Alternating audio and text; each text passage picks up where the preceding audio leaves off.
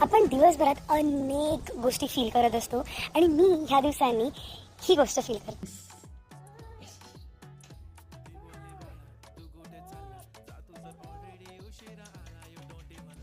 Yes, तर तुम्ही मला सध्या असं खूप हॅप्पी त्या व्हिडिओमध्ये बघितलेलं असेल. तर मी ह्या एका क्यूट लिटल क्रिएचरमुळे रोज हॅपी असते.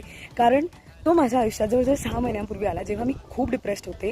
कारण माझा एक सगळ्यात गोड बोका गायब झालेला. त्याचं काय झालं, कुठे गेला, मला काहीच माहिती नाही. पण तो अचानक गायब झालेला आणि I was very sad, very very very depressed. Like मी जवळजवळ 3 महिने डेली रडले.